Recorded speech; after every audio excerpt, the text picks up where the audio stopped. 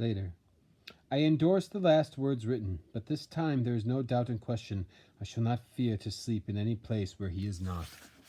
I have placed the crucifix over the head of my bed. I imagine that my rest is thus freer from dreams. There it shall remain. When he left me, I went to my room, and after a while, not hearing any sound, I came out and went up the stone stair to where I could look out towards the south. There was some sense of freedom in the vast expanse, inaccessible, though it was to me, as compared to the narrow darkness of the courtyard. Looking out on this, I felt that I was indeed in prison. I seemed to want a breath of fresh air. Though it were of the night, I am beginning to feel this nocturnal existence tell on me.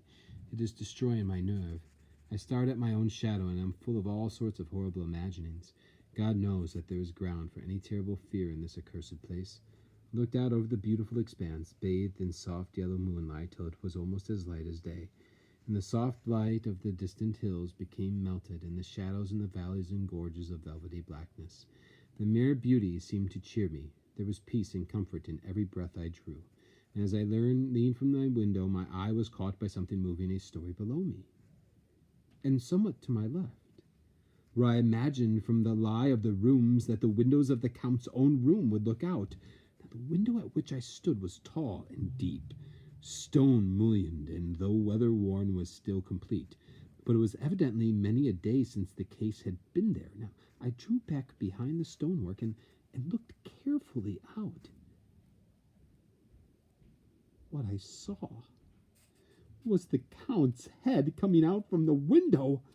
I did not see the face, but I knew the man by the neck and the movement of his back and arms. In any case, I could not mistake the hands which I had so many opportunities of studying. I was at first interested, and somewhat amused, for it was wonderful how small a matter will interest and amuse a man when he is a prisoner. But my very feelings changed to repulsion and terror when I saw the whole man slowly emerge the window and begin to crawl down the castle wall over the dreadful abyss, face down, with his cloak spreading out around him like great wings. At first, I could not believe my eyes. I thought it was some trick in moonlight, some weird effect of shadow, but I kept looking, and it could be no delusion. I saw the fingers and toes grasp the corners of the stones, worn clear of the mortar by the stress of years, and by thus using every projection and inequality move downwards with considerable speed, just as a lizard moves along a wall. What manner of man is this? Or what manner of creature is in its semblance of man? I feel the dread of this horrible place overpowering me. I am in fear, in awful fear, and there is no escape for me. I am encompassed about with terrors that I dare not think of. 15th of May. Once more have I seen the Count go out in his lizard fashion. He moved downwards in a sidelong way, some 100 feet down, a good deal to the left. He vanished in some hole or window, and when his head had disappeared, I leaned out to try and see more, but without avail. The distance was too great to allow a proper angle of sight. I knew he had left the castle now, and thought to use the opportunity to explore more than I had dared to do as yet. I went back to the room, and taking a lamp, tried all the doors. They were all locked, and as I had expected, and the locks were comparatively new. But I went down the stone stairs to the hall where I had entered originally. I found I could pull back the bolts easily enough and unhook the great chains, but the door was locked. The key was gone. That key must be in the Count's room. I must watch should this door be unlocked so that I may get it and escape. I went on to make a thorough examination of the various stairs and passages, and to try the doors that opened from them. One or two small rooms near the hall were open, but there was nothing to see in them except old furniture, dusty with age and moth-eaten. At last, however, I found one door at the top of a stairway, which, though it seemed to be locked, gave a little under pressure. I tried it harder, and found that it was not really locked, but that the resistance came from the fact that the hinges had fallen somewhat, and the heavy door rested on the floor. Here was an opportunity which I might not have again, so I exerted myself, and with many efforts forced it back so that I could enter. I was now in a wing of the castle, further to the right than the rooms I knew, and a story lower down.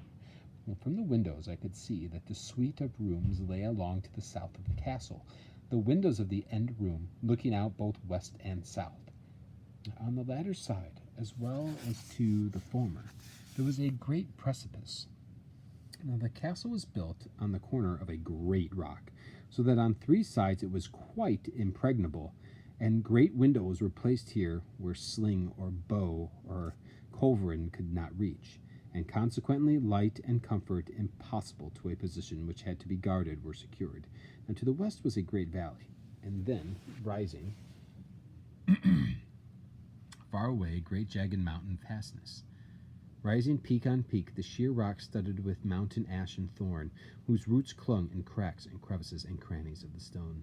This was evidently the portion of the castle occupied by bygone days, for the furniture had more air of comfort than any I had seen, and the windows were curtainless, and the yellow moonlight flooding in through the diamond panes enabled one to see even colors, whilst it softened the wealth of the dust which lay over all that disguised, in some measure, the ravages of time and the moth.